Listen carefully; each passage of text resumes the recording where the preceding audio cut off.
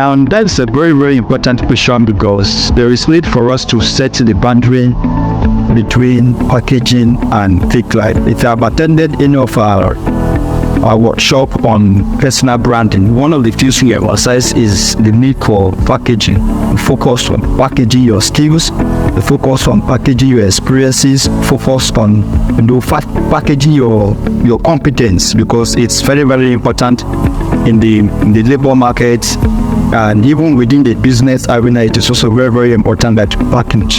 However, there is a need to draw a map between where does packaging ends and where does fake life begins, because a lot of people mistake packaging for fake life. You see, packaging has to do with branding what you have, making it attractive. Why fake life deals with what you don't have? You are trying to create an impression in the minds of people to accrue to you what you don't have. You are trying to portray yourself in a manner that is false. So that is fake. It's fake because it is not there. Packaging deals with what is there. The experience is there. The scale is there. So nobody should confuse packaging with lying, packaging with fake life. They are not close at all. Of course, living in this dispensation where a lot of people call on social media and they want to create certain kinds of impression, which they think that in a way helps them, or in a way makes people see them in a manner that fetch them further benefits.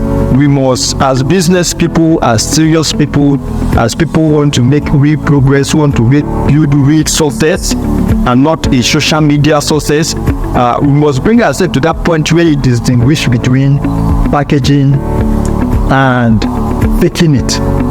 As a business person, as an individual who wants to build a successful career, you must make sure that in whatever you do, in your resume, in your CV, in your interviews, in your interaction with people, in your networking, you do not portray yourself to have what you don't have, because that will be you living a fake life. When we talk about dressing, which I think is even the most common form of faking it that people use, people borrow money to buy clothes just to dress in a manner that will make people see them differently for who they really are. Now, dressing is a very, very important component in personal branding and maybe in safe packaging, but you shouldn't overdo it. It's okay to leave it at an average, but anything stretched beyond the average loses its value. If you stretch it beyond the average, it loses its texture, it loses its originality. So that is very, very important. In as much as we encourage people to appear good, appear neat, appear professional, you must do so within your capacity, you must do so within your limit. And I don't think there is any form of dressing that will be so extravagant, that will be so out of your way as somebody wants to package himself. I think where people add the extra to it, which make it to become a fake life, is when people go and post beside housing, beside cars. Even as a person, you are a graduate, you've done one or two jobs, there is no way you're not going to have some funds to be able to afford the necessary clothing that you need to package yourself, right? Throughout your university days, you must have also buy one or two clothes, that you can use to package yourself professionally, right? But going to people's houses that are not yours, going there to snap, by a car, going to snap in certain locations and in certain areas, post this on social media just to create the impression that you have arrived when you have nothing. It's not packaging, it is faking. It is faking it because you don't have it and you want to show that you have it.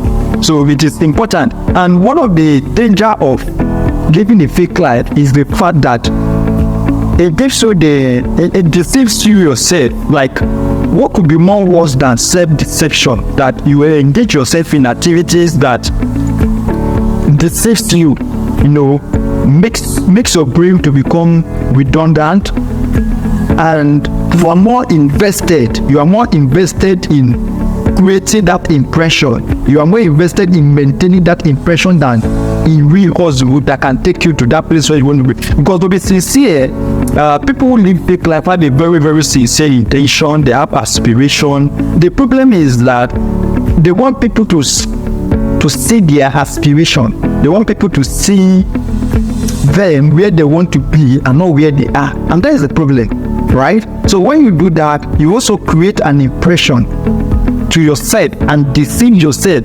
So instead of investing your time, your mind, your resources, thinking about what to do to move from where you are currently to your aspiration to achieve your dreams, you are more invested in maintaining the impression.